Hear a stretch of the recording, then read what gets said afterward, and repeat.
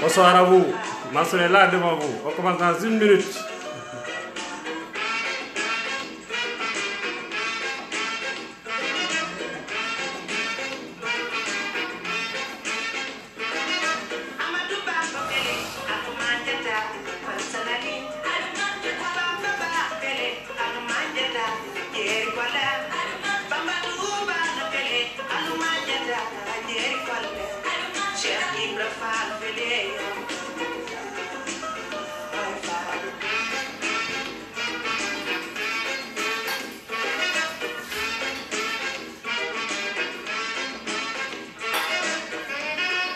Bonsoir à vous.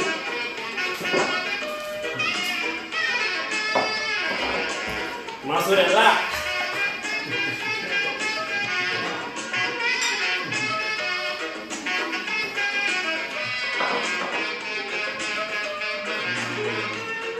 Tu veux une Pepsi, quoi? Yes. You need a cup? Yeah. Thank you.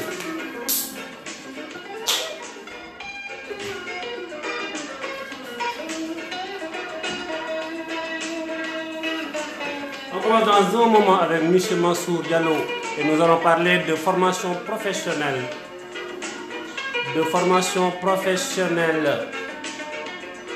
Et d'insertion. Voilà.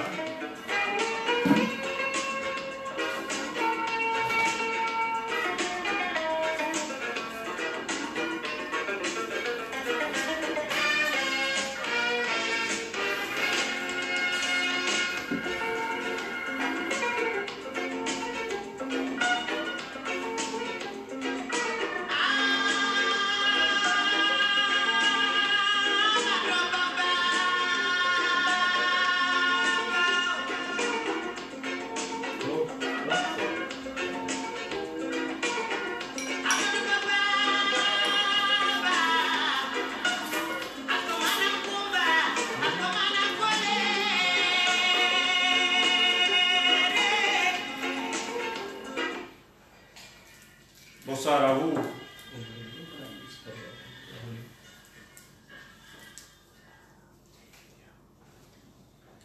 Bonsoir tout le monde.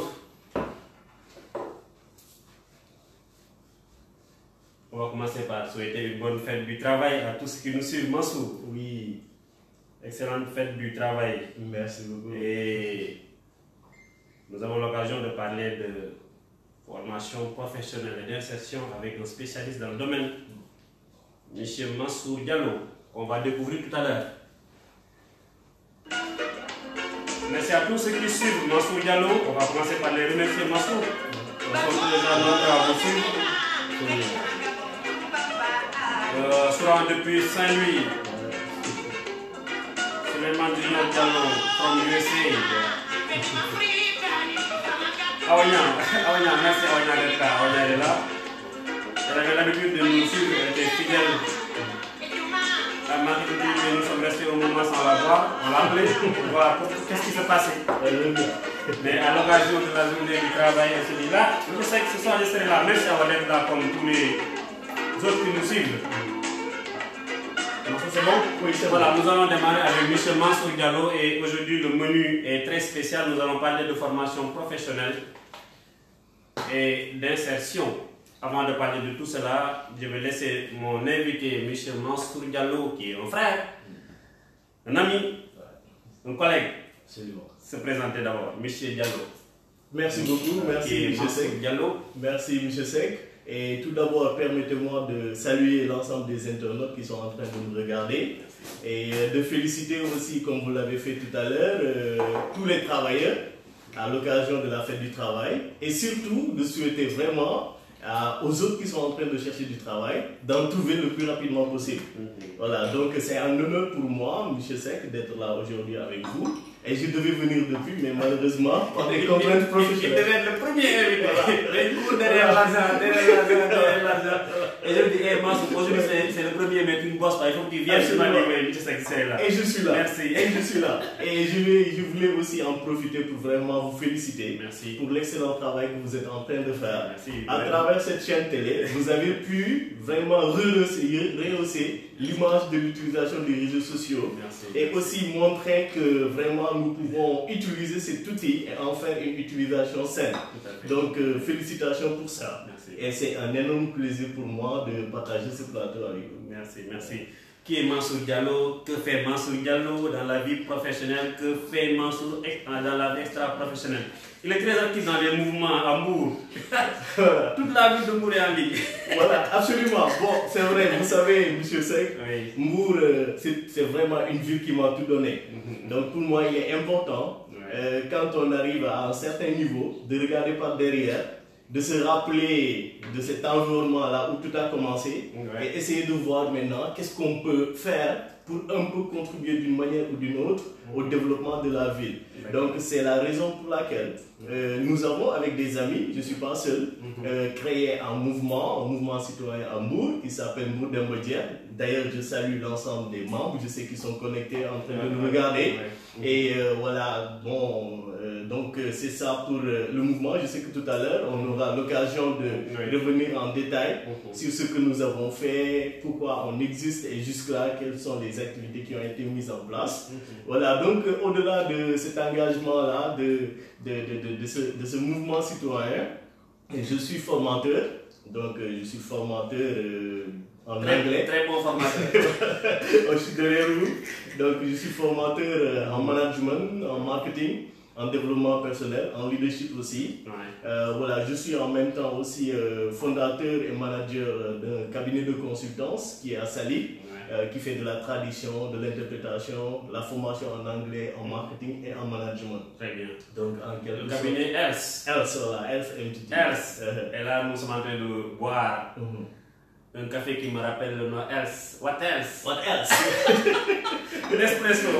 Chez nous, la publicité est gratuite, heureusement. Exactement. Voilà, Mansour, le cabinet ELS. Qu'est-ce que vous faites au niveau du cabinet ELS? Voilà, au niveau de ELS, bon, à un moment, après une observation, nous avons vu qu'en Mbour, quand même, il était difficile pour certains jeunes, certains professionnels qui avaient envie de se former en anglais, surtout en anglais des affaires, de trouver sur place un centre ou bien un institut qui pourrait leur fournir cette formation. Donc c'est partant de cette remarque que nous avons en 2016, après avoir démissionné quelque part, créé pour un peu offrir ce besoin-là qui était là, et malheureusement les gens quittaient Mbour, venus jusqu'à Dakar pour faire cette formation. Donc c'est la raison pour laquelle nous avons mis en place ELS, pour un peu contribuer en termes de formation en anglais, en management, en marketing. On fait de la tradition de documents aussi, on fait aussi de l'interprétation. Très bien. Le cabinet ELS se trouve à Saly. Où exactement à Saly? Ceux qui nous suivent. Voilà, donc le cabinet se trouve à Saly, sur la route de Saly, juste après le croisement Saly. D'accord. D'accord. On peut avoir des contacts pour ceux qui seraient intéressés par une formation. Absolument. On y va. Le fixe ou le portable? Oui, 77. 77. C'est un commentaire, hein? 564 93 11. Et ELS est également sur les réseaux sociaux. Absolument. Donc si vous tapez ELS, vous verrez le logo apparaît sur l'écran. Vous allez voir ELS, j'espère que je ne me suis pas trompé en faisant la recherche. Non, c'est heureusement. J'essaie de faire des recherches sur Internet. Voilà, aujourd'hui nous allons parler de formation professionnelle et d'insertion. Oui. Tous les jeunes Sénégalais ont besoin de formation. Absolument. D'ailleurs, moi j'ai des parents qui sont au Baol, qui ont fait une formation coranique. Et moi, à travers Marketing TV, je complète leur formation coranique pour leur donner des outils très modestes en marketing et dans les langues nationales. Absolument. Mansour, qu'est-ce que vous dites à ces jeunes-là? Voilà. Donc, ce que nous pouvons dire à ces jeunes-là, c'est déjà, ils ont très bien fait de décider de prendre la décision de se former. Parce qu'il faut se former de façon permanente. Voilà, donc, et je suis rassuré que cette formation-là vient de M. Bamba, donc un spécialiste, un gourou, moi que je respecte beaucoup, qui fait partie des professeurs qui m'ont fait aimer le marketing. Et je le suivais, souvent les week-ends, quand je devais même souvent travailler, et je mettais le travail à côté et je venais le suivre, partager avec lui son expérience et sa connaissance du marketing. Donc, ce que nous pouvons dire pour ces jeunes-là, c'est qu'il faut se former. Effectivement, il faut se former. Parce que c'est cette formation-là qui nous permet de pouvoir répondre aux besoins du marché. Parce que j'ai remarqué quelque chose, comme dans le cadre de mes déplacements un peu dans l'intérieur du pays, j'étais dans une région et je devais faire un cours avec des professionnels. Mais quand je suis arrivé, en bas de l'immeuble où se trouvait l'école, il y avait une épicerie. Donc je suis descendu pour acheter du café à l'épicerie. À ma grande surprise, c'était vers 20 h, l'épicerie était fermée.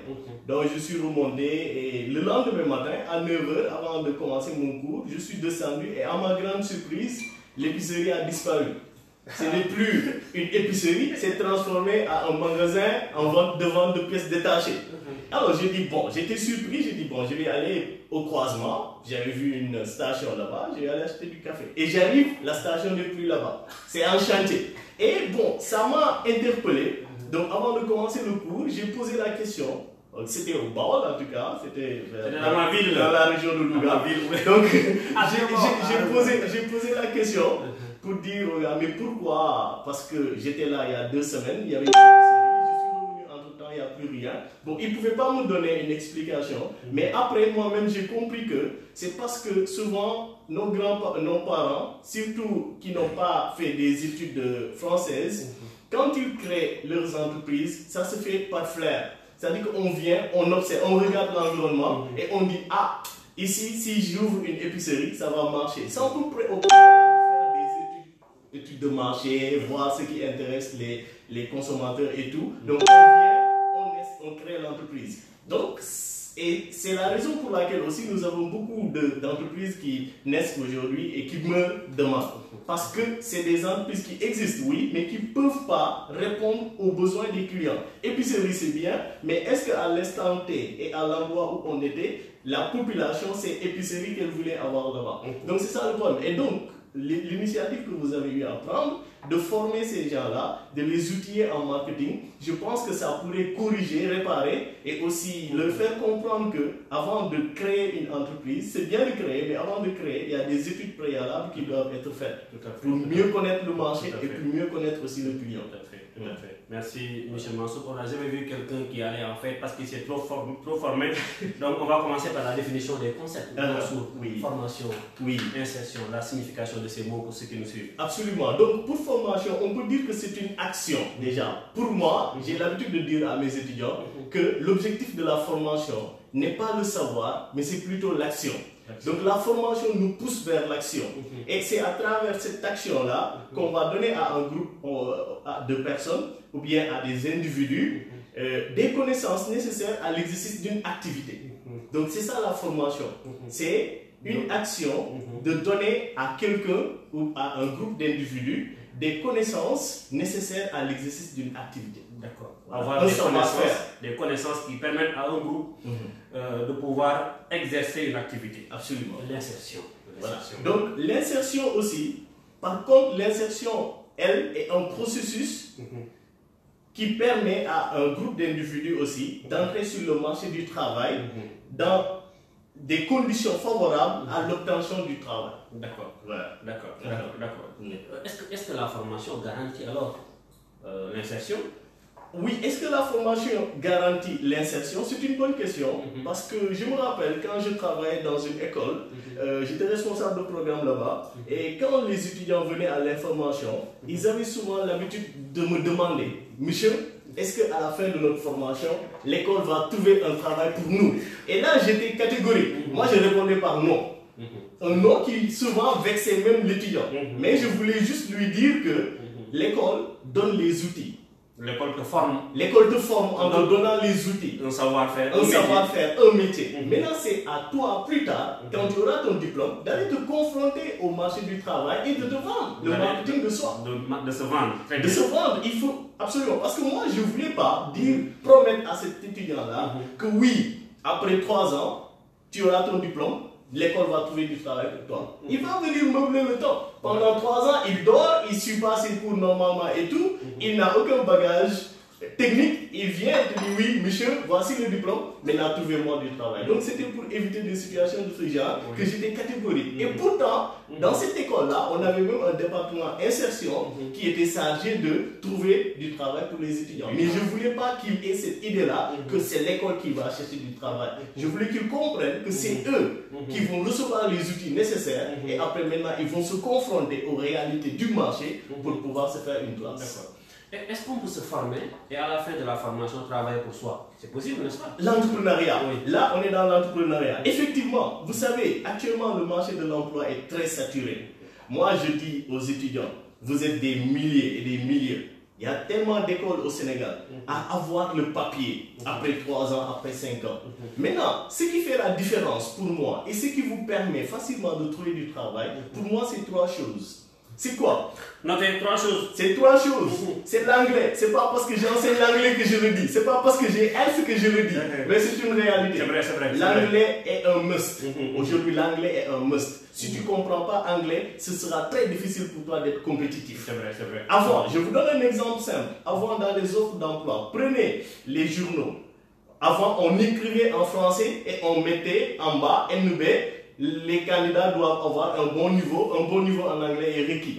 Mais maintenant, ce n'est plus le cas. Maintenant, l'offre elle-même est en anglais. Ça veut dire qu'au départ, ceux qui ne parlent pas anglais sont éliminés d'office. Donc, c'est important. L'anglais, c'est une valeur ajoutée aujourd'hui qui peut nous permettre facilement d'être compétitifs et de trouver un travail. L'anglais, c'est 1. 2, c'est l'informatique. L'informatique, on le dit. Aujourd'hui, quelqu'un qui ne sait pas manipuler considéré comme un analphabète. C'est ce qu'on appelle les analphabètes du XXIe siècle. Donc il faut se former à l'informatique. Voilà, il faut maîtriser au moins le pacte Microsoft, au minimum. Et alors, 3e élément, the last but not the least, c'est le développement personnel. Il faut impérativement se débarrasser de sa timidité. Aujourd'hui, dans le milieu professionnel, on est timide. Quelles que soient ses compétences techniques, on sera écrasé par les autres qui sont moins bons mais qui s'affirment. Donc il faut impérativement s'affirmer. Il ne faut pas être timide. Donc c'est pour cela maintenant, si vous faites la remarque, vous voyez dans toutes les écoles de formation, il y a des modules qu'on intègre comme le développement personnel, comme le leadership. C'est pour permettre aux étudiants de se découvrir. Parce qu'ils comprennent qu'aujourd'hui, tous les chefs d'entreprise ont compris qu'un étudiant renfermé sur lui-même, qui ne s'affirme pas, il va vraiment trouver d'énormes difficultés pour pouvoir s'imposer dans le milieu professionnel. Et j'ai eu un ami américain, donc lui c'est un recruteur, il venait recruter dans notre école des étudiants sportifs qu'il amenait aux États-Unis. Et un jour je lui ai posé la question à savoir quelles sont les difficultés auxquelles nos étudiants sont confrontés une fois qu'ils sont aux États-Unis. Il m'a dit, quand ils arrivent là, techniquement, ils sont très compétitifs. Ils arrivent à compétir avec les étudiants américains, tous dans presque toutes les matières techniques et toutes les matières scientifiques, tout ce qui est maths, comptabilité, ils n'ont pas de difficulté. Mais le problème, c'est quand il s'agit de se lever et de parler. C'est ça leur problème. C'est-à-dire qu'ils ont des problèmes quand il s'agit de s'exprimer, de communiquer. Parce qu'on comprend que notre système éducatif aussi insiste plus sur la connaissance reçue que sur l'expression. Voilà, donc le côté cognitif domine le côté communicationnel et autres. Voilà, je crois que ce qu'il a dit est très important, la maîtrise de l'anglais. Mais I have the chance. Explique very well. Voilà. Je rappelle que l'émission sera ensuite rediffusée en anglais tout à l'heure. C'est ça, rediffusée en anglais ou bien refaite en anglais carrément. Parce que nous avons dans le personnel des gens qui maîtrisent parfaitement l'anglais. Moi, je suis en train toujours d'apprendre. La maîtrise de l'outil informatique, là où je maîtrise, l'outil informatique, et le développement personnel. Je crois que je vous conseille de revoir bien la vidéo que nous avons réalisée avec Samuel Faye et celle que nous avons réalisée avec Taïbou Diata. Ils ont insisté sur le développement personnel.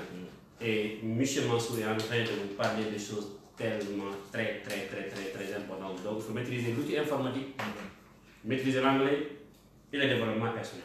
Mansour, des fois, il y a des gens, vous avez été dans une école de formation, des gens qui ne savent pas choisir leur formation.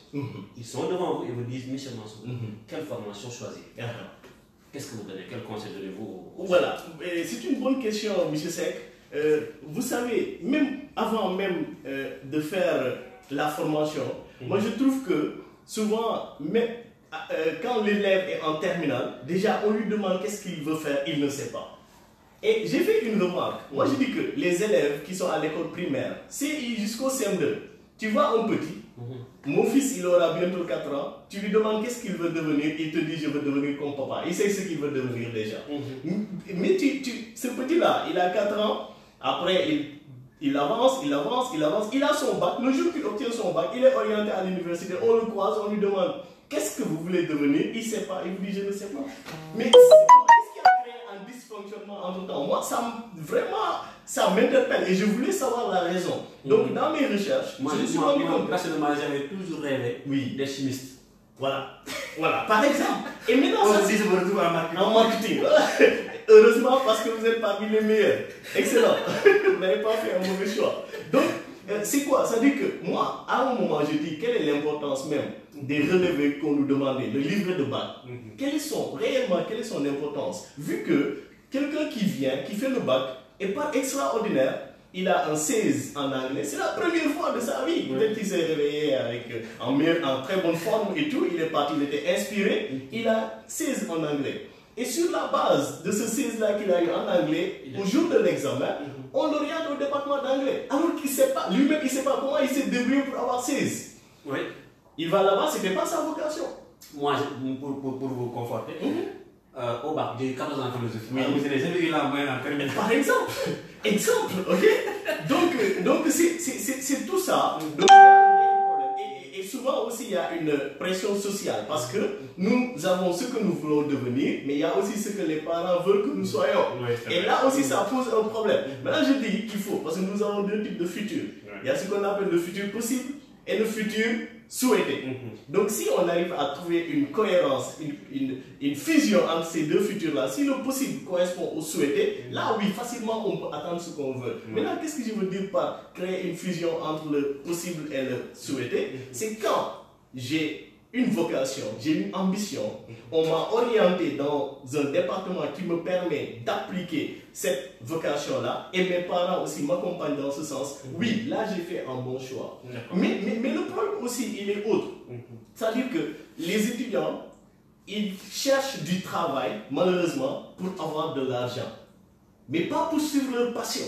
Parce que si c'est pour suivre sa passion, chacun de nous, c'est ce qui le passionne. Moi, aujourd'hui, M. Seck, je ne peux pas vous dire, non, M. Seck, arrêtez Marketing TV, allez faire les finances. Non, parce que c'est votre vocation, c'est votre passion.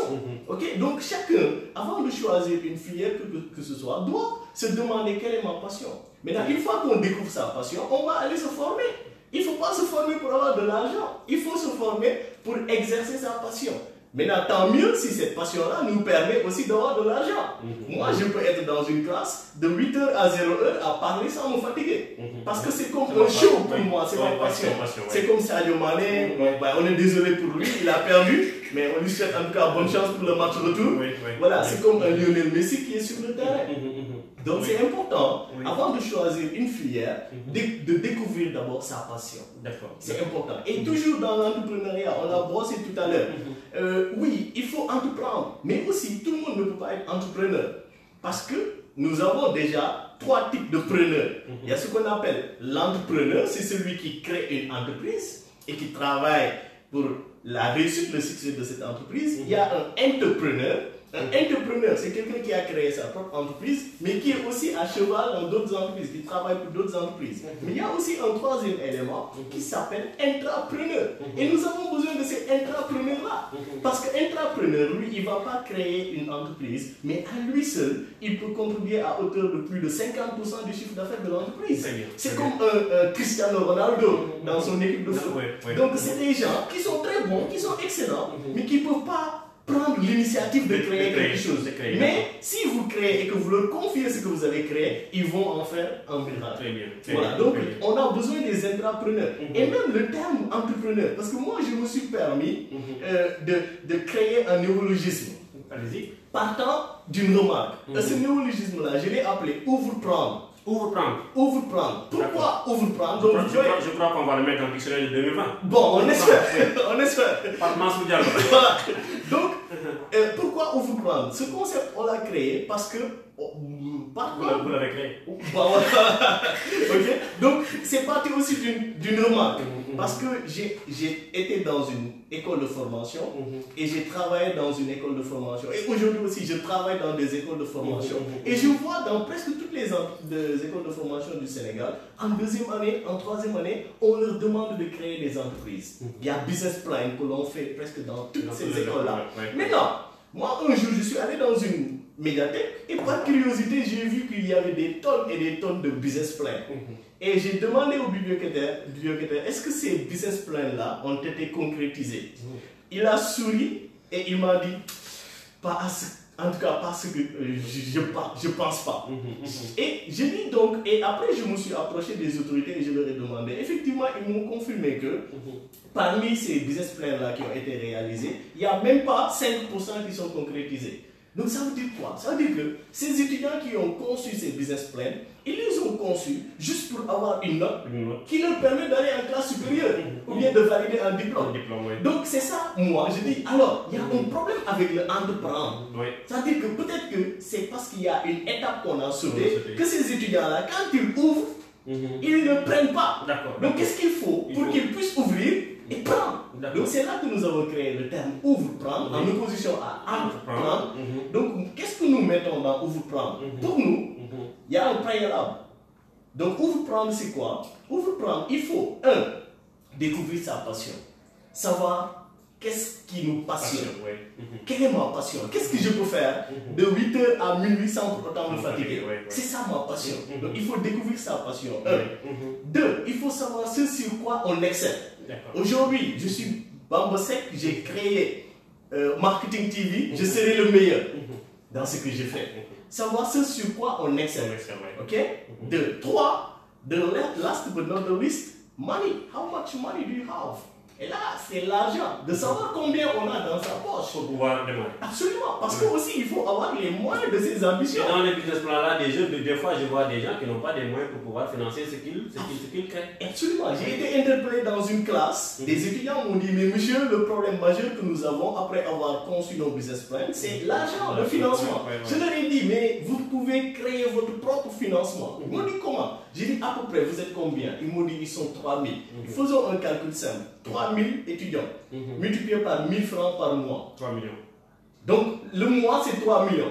Pendant 10 mois, c'est combien? 30 millions. 30 millions. On prend ces 30 millions-là, on dit, ok, une émulation interne. Et c'est, on dit aux étudiants, après soutenance, les 10 meilleurs business plans seront financés par votre argent. C'est ça. Maintenant, débrouillez-vous à être les 10 premiers meilleurs, les 10 meilleurs. Et comme ça, vous aurez votre 3 millions qui va vous permettre un bon capital, qui va vous permettre de démarrer votre entreprise. Donc là, vous allez créer votre propre capital. C'est pas compliqué. Donc nous, c'est ça que nous mettons dans ouvre-prendre. C'est-à-dire découvrir sa passion, savoir ce sur quoi on excelle et aussi savoir combien on a dans sa poche. Donc si ces trois-là sont réunis, pour nous, là, on peut avoir la clé. C'est les trois qui constituent la clé. On ouvre, on entre et on prend. Voilà. Un ami m'a dit, c'est très bien, on ouvre, on entre, on prend et on surprend. Tant mieux si on peut surprendre. Voilà.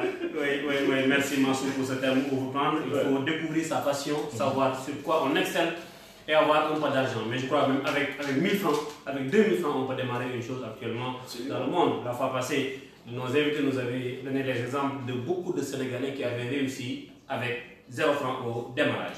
Voilà, M. Mansour, actuellement, quel type de formation vous conseillez aux jeunes? Oui. Quelles sont les formations à la vogue ou bien Oui, absolument, c'est important. Mais moi. Mais est-ce qu'on doit naviguer sur la tendance, sur la mode? Voilà, c'est ça. Parce qu'actuellement, je vois des gens, ils font projet. Alors qu'il y a 10 ans, tout le monde faisait marketing. Banque finance. Tout le monde voulait faire banque finance. Donc, moi, ce que je dis encore, c'est qu'il ne faut pas suivre la tendance. Oui. Il ne faut pas juste aller dans la mouvance. Non, plutôt, il faut encore une fois découvrir sa passion. C'est important. Oui. Tout tourne autour de la passion. Parce que la différence, c'est quoi? Moi, je travaille, je suis passionné. L'autre, il travaille, il n'est pas passionné. Il est là juste pour percevoir son salaire à la fin du mois. Moi, je vais me tuer à réaliser ma tâche. Mais l'autre, il ne va pas. Il ne sera jamais en mesure d'atteindre ses objectifs. Ou bien de faire quelque chose. Une expression que j'ai eue de vous, c'est aller au-delà de ses objectifs. Il ne pourra jamais le faire.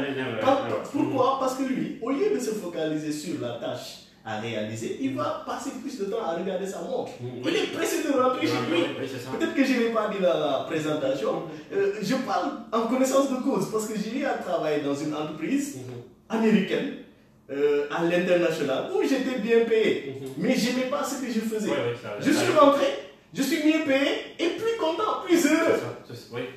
Donc c'est important de découvrir sa passion et de suivre sa passion. C'est ce qui fait la différence. Il faut découvrir sa passion. Il ne faut pas juste faire des formations qui facilement vous donnent un travail. Mais il faut plutôt faire une formation qui vous passionne, qui vous permet d'exercer votre passion. Ainsi vous allez travailler toute votre vie sans travailler. On va marquer une courte pause avant de continuer avec M. Diallo. Vous pouvez poser des questions à M. Diallo si vous en avez. Merci à tous ceux qui nous suivent. Barham Bay, Barham Dubaï, Pape Brandao depuis Tess, Pape Daoudi, merci Pape Daoudi, lui l'entreprise, les professeurs, il vend également du poisson. On va découvrir ma fois passée à Tess. Badara Sek, Daoudi, merci professeur, merci docteur. Dibikan, Papa, merci, Dibikou Gueye, Ernest Arne, professeur, merci, Zalanga Doumbia. Demain, nous recevons Ernest Arne et nous parlons de marketing digital. Voilà, Inch'Allah. Hassan Fall, Amadou Basek. Merci, Hassan Faye, Hassan, ton ami. Hassan, oui. Hassan depuis qu'on a. Diokou, Hassan Faye de la Sappo. Hassan Faye, Cheikh Abdou Khassé, merci. Amadou Koumba Diop, Awa Kouate, Awa Koïta, Emir Bourkhatab, Khalidou, oui, professeur. Merci, Adama Diop, Mansour Dem. Merci à tous ceux qui nous suivent. Merci à vous tous. Mansour, on va continuer la formation. Mansour, comment les jeunes doivent-ils faire après la formation pour avoir un job? Oui. Vous avez parlé tout à l'heure de marketing de soi. Est-ce que ça suffit? Absolument. Oui. Pour avoir du travail, moi je dis aux étudiants qu'ils doivent d'abord avoir un document qui se présente sous la forme de ce que j'appelle LOVE. LOVE, c'est quoi? C'est un acronyme LOVE qui signifie aimer en anglais, mais qui ne signifie pas aimer pour nous, qui signifie plutôt lettre pour obtenir vite un entretien. Donc, qu'est-ce qu'on veut dire par lettre pour obtenir vite un entretien? Vous créez beaucoup de néologismes. Non, ça je ne l'ai pas créé. Je l'ai trouvé dans mes recherches. Moi, je crois que je vais maintenant commencer à prendre un noter. Pour prendre ménager l'offre. Voilà. Donc, lettre pour obtenir vite un entretien. Très bien. Maintenant, lettre pour obtenir vite un entretien se présente comment? C'est-à-dire qu'il faut avoir un bon CV et une bonne lettre de recommandation. Parce que les entreprises reçoivent tellement de documents par jour qu'elles n'ont pas le temps de s'attarder sur des CV ou bien des lettres de motivation qui ne sont pas bien faites.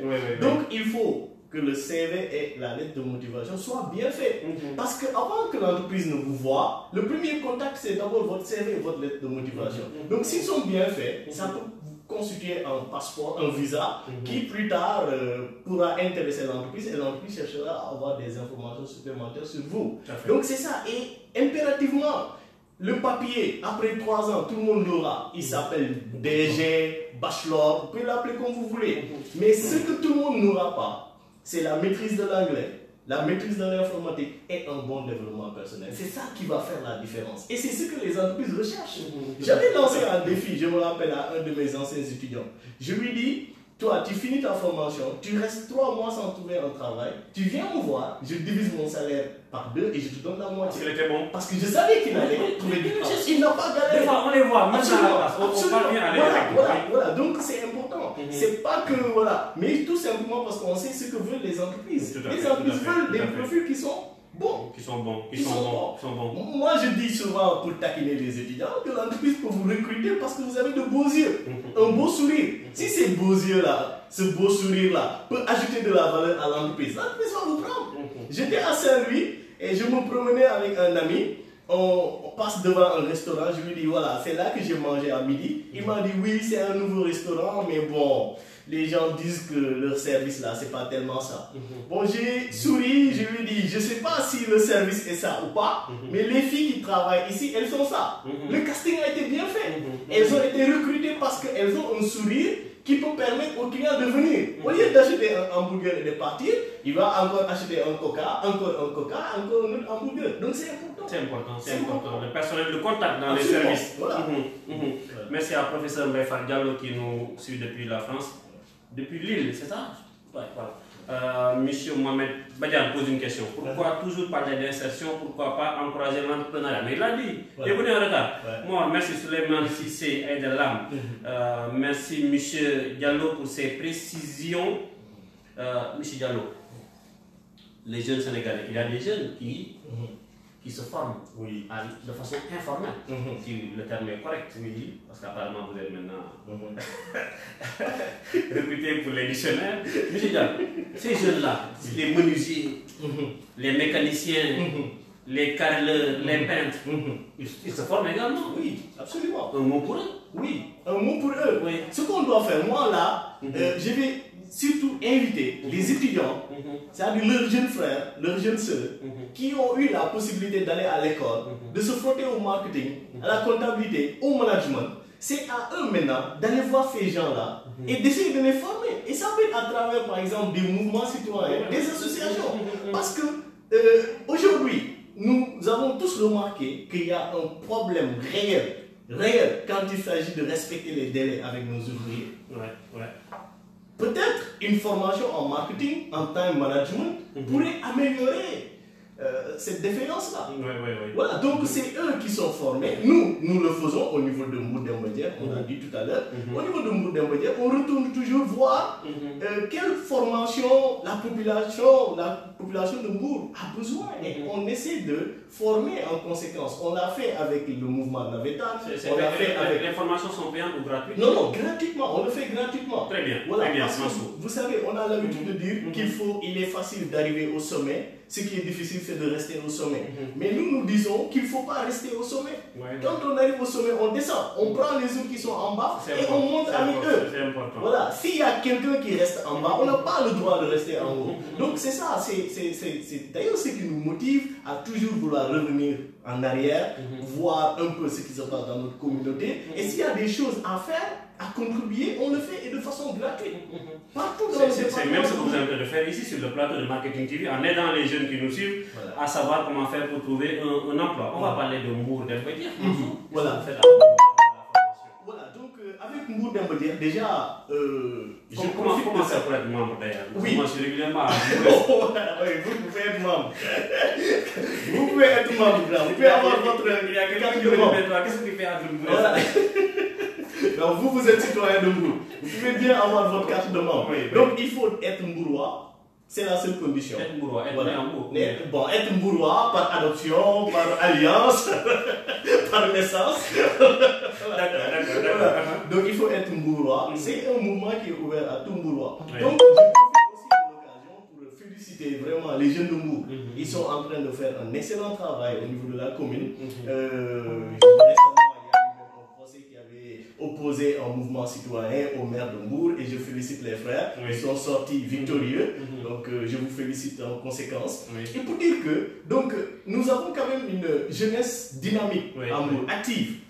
Mais quand je suis venu, avec des amis, des anciens étudiants, des amis, on a remarqué que, oui c'est vrai, il y a beaucoup de mouvements citoyens à Mbour, mais c'est comme si tous les mouvements étaient dans le même combat. Donc nous avons vu que l'éducation, la formation professionnelle étaient un peu les enfants pauvres. Donc nous, quand nous avons créé le mouvement Mbour-Demba-Dièye, nous avons dit que notre cheval de bataille va être orienté vers la formation professionnelle et surtout vers l'éducation des jeunes, la formation des jeunes, le renforcement de la citoyenneté, etc. C'est dans ce cadre que nous avons des activités que nous faisons chaque année. L'activité phare, une des activités phares, c'est Mbourdem École, qui consiste à aller, sûrement on viendra demander le sponsoring de Marketing TV à la prochaine activité. Donc on collecte du matériel scolaire qu'on distribue dans des écoles sociales où les enfants qui sont là-bas sont un peu défavorisés. Donc on le fait, et en fin d'année aussi, on vient récompenser les meilleurs élèves dans 5 ou 6 écoles à travers le matériel qui a été collecté. Et en plus de ce Mbourdem École là, nous avons aussi une autre activité que nous appelons Leader Prêt. Donc c'est un concept aussi, Leader Prêt, que nous avons créé au niveau de notre mouvement Mbourdem Média. Parce que Prêt, P-R-E-T-S, c'est l'acronyme qui regroupe nos valeurs. Donc c'est quoi? Ça signifie pour nous, je suis prêt, mais quand on le dit, c'est pas l'adjectif prêt, mais ça signifie plutôt pour nous progrès, respect, engagement, travail, solidarité. Voilà. Donc progrès, respect, engagement, travail, solidarité. Voilà. Et ça se présente comme les 5 doigts de la main. Parce que si on regarde bien les 5 doigts de la main, le pouce a sa particularité. Voilà. La particularité du pouce, c'est qu'il est le seul doigt qui peut agir sur les autres. C'est pour cela que nous avons mis le S ici, solidarité. Voilà. Donc nous avons besoin de celui qui a les moyens va aider les autres qui n'en ont pas. Exactement. Donc nous avons formé des leaders prêts. Nous l'avons fait au mois de septembre, et je remercie le parrain qui était Eliman aussi, Eliman Khan, un Mbourrois, un fils de Mbour, et nous sommes vraiment très fiers de lui. Donc c'est un peu ça les activités de Mbourdem Média, et vraiment l'objectif c'est essayer de contribuer à notre façon au rayonnement de notre ville. Vous connaissez Akhlou Brick? Oui. On va écouter Akhlou Brick. Voilà, pour faire coucou à nos amis de Akhlou Brick. Voilà. Akhlou Brick, petit brick.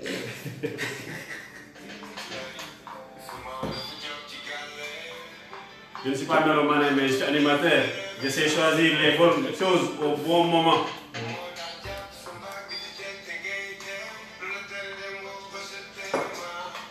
Prêt?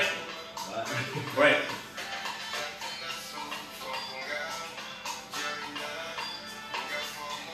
Merci à tous ceux qui nous suivent. Je rappelle que nous recevons M. Mansour Diallo, le fils de Mbour.